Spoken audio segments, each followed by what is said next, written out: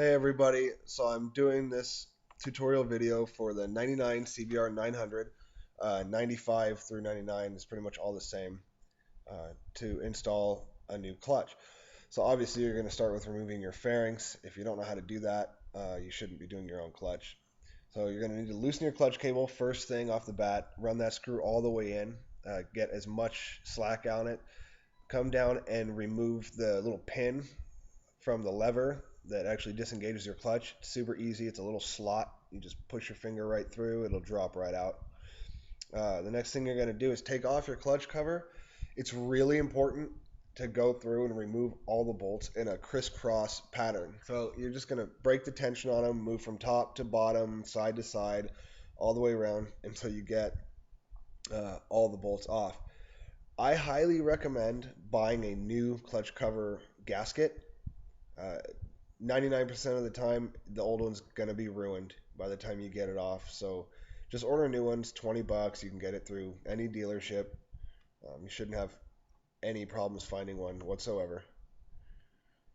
So go ahead and get all the bolts loosened and then take them out. I like to lay them out in the pattern they came out in because some bolts are longer than others. So it's probably a good idea. So obviously you're going to remove the cover and just set it aside over there next to your bolts. So this is your clutch basket. You've got your bolts that are holding in the springs, and then you've got your little release pin there in the center. So you're going to start by breaking the bolts on those where what's holding the springs in, and you're going to want to break them in a star pattern. So you want to go crisscross to release the tension evenly.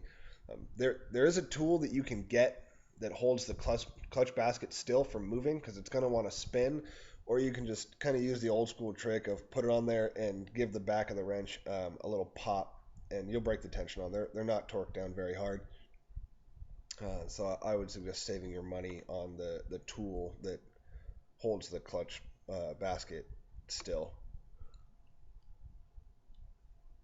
So once you get all those loose, you're going to back them all the way out, and the springs are in there with them. So the springs will come out. They shouldn't be under any tension if they're the stock springs, but still you know want to be careful because they might be stuck or something could pop out.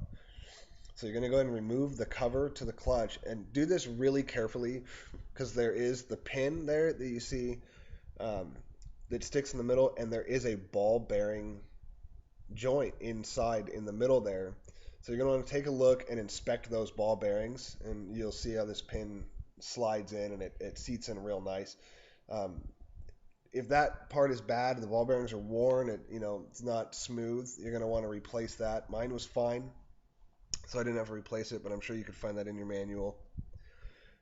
And the next thing you're going to want to remember, which I should have mentioned at the beginning of the video, is that you're going to want to soak your new clutch discs in oil. Some shops say at least an hour or two. Some places say overnight. I did mine overnight.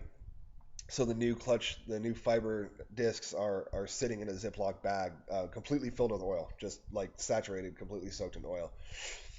So as you take these out, another thing I've been told by some that it's important to take the steel discs out in order.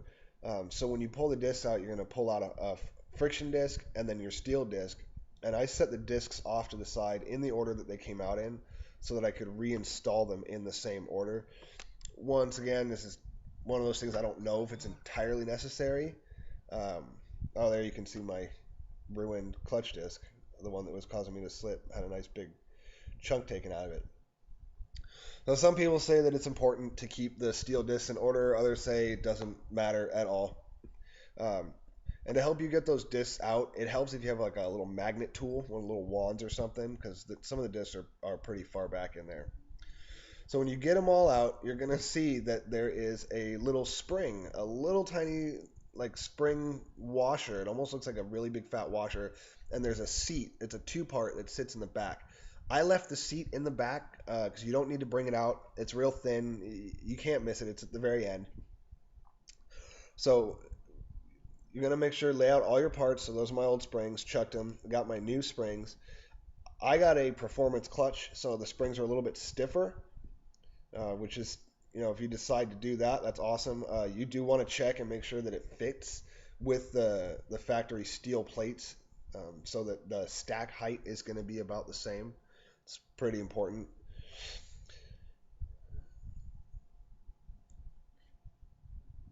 So here you can see the clutch disc that I have. I've already poured out all the oil.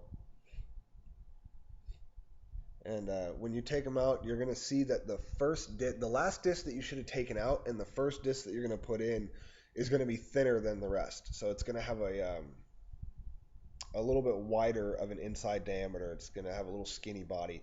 And that's going to go in the back, and that thin metal spring seat is going to sit just inside of that. So you want to make sure that that goes back in the exact same way you took it out. So you're going to obviously start with the thinner disc. It's the only one that's really important which order it goes in.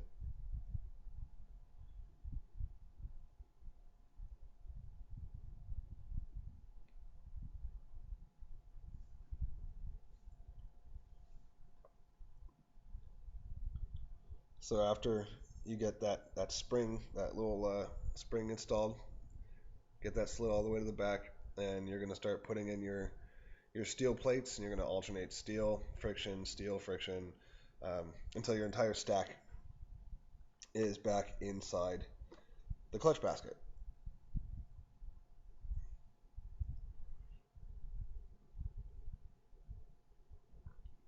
So once that's put back together, you're going to reinstall the cover, and this is where you want to once again check that ball bearing, check that pin, make sure they're lined up real straight, make sure that ball bearing is free of any corrosion or anything, and it'll slide right back in over the center of the clutch basket. Now you take your springs, and you're going to insert your springs into all those 5 holes and start putting your bolts in. So once again, it's important you want to reinstall the bolts in that star pattern. You want to spread the tension evenly. Um, I suggest not tightening each one down all the way.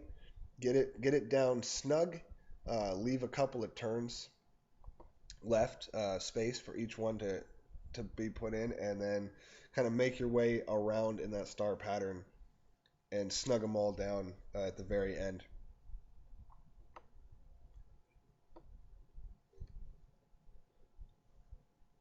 And don't tighten them down too hard. They're not under any real heavy torque. You want them to be snug, but you definitely don't want to yank them down too tight.